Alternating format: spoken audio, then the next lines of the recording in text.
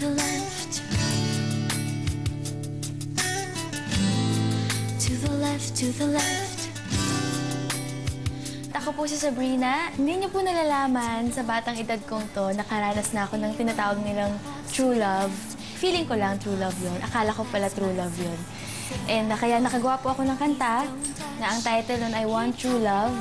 Dahil minsan, sa buhay ko may dumating na isang lalaki na akala ko siya na yung prinsipeng hinahanap ko. Yung pala, hindi siya yun. Sobrang depressed ako. Ang ginawa ko ay nagsulat ng kanta. Normally kasi hindi pa ako marunong talaga magsulat ng kanta nung time na yun. Talagang singer pa lang talaga ako. Doon ako unang-unang nakagawa ng kanta na sobrang makapagbagbag damdamin talaga. Doon ko binuhos yung sakit na naramdaman ko nung time na yun.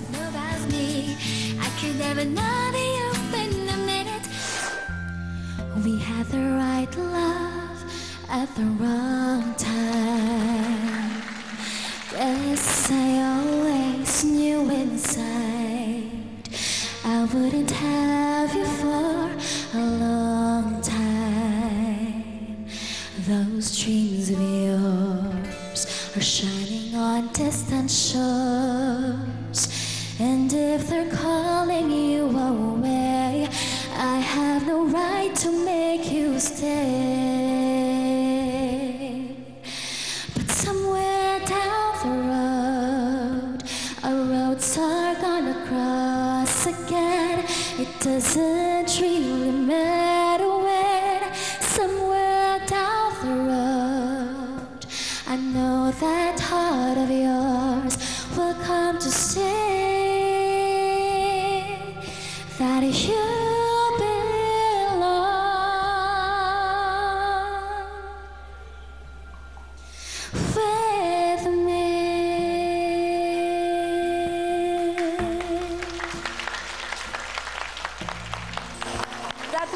beautiful. Mga kapatid, please welcome Sabrina. Good afternoon. Good afternoon. Okay. I'm so starstruck kasi. Ano ka ba naman? Yeah. You know what's so funny kasi, meron po siyang unang album na lumabas. Binili ko po, ako'y nasa Bangkok sa Thailand. I was shopping, I was buying some CDs, ganyan, and DVDs. Tapos, pinapakinggan ko, tuwan-tuwa ako sa boses niya, gaganda ng mga kanta. Nung binasa ko yung likod, nakita ko Filipino pala. Yes. Yeah. So, that was such a pleasant surprise. And I love your voice. It's so refreshing. It's really an honor. Ngayon ko lang nalaman that Ay, you have a copy ay, of my album. Kanino mo dinedicate yung kantang yan? Or dinededicate yung Somewhere, Down the Road? Somewhere Down the Road used to be my theme song when I was so depressed. Diba? Not such a long time ago. Yeah, not such a long time ago. And that was my first love. So, they say, diba, that first love never dies or something like that. Well, sometimes, yeah. Yes. Goes to sleep, yeah. Yeah, it should. It goes to sleep. So that was my theme song when I was really in my darkest place. So every time I hear that, talagang I cry and I just let everything out. That song has been also in my what you call, my consciousness since it got uso.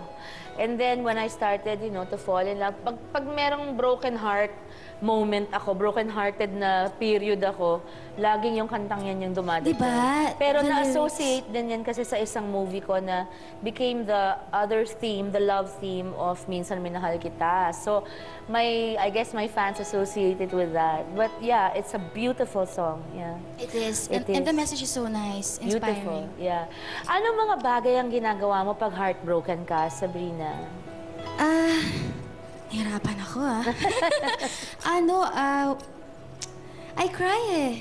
I really cry. You have to let it out eh. Ito, paano mo nagawa yung kantang One True Love? Yan, yan yung, alam niyo po, ginawa ko yan sa isang fast food restaurant. Na-depressed ka? Na-depressed ako. I was in the mall, tapos tinatawagan ko yung ka-relationship ko noon. Tinatawagan ko siya. Nag-start po yan dun sa isang linya lang sa kanta. Tinatawagan ko po siya. Tapos ilang ring na-drop na yung call, miss call na siya, mga 20 calls na po, pero hindi niya sinasagot. And dati kasi, Kayo pa rin, hindi na? hindi na po. Minsan kasi may nag-aaway sa texting o sa tawagan. Yung pala hindi pa nakakarating yung message. Oh, sa signal lang po. Oo, sinigawan mo na. Ayun. Namura mo na. Can you sing a few lines from One True Love, please? Yes.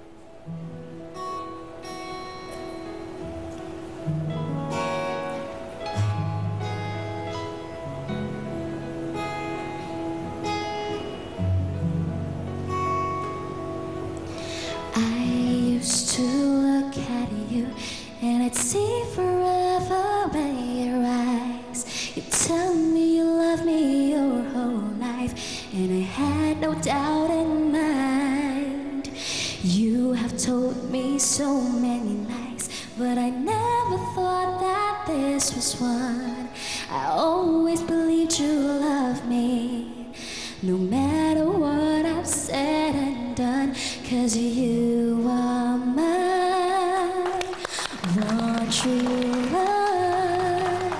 I have always told you that, baby, you're the one, and no matter how they try to break the two of us, I know inside my heart you and I will last forever.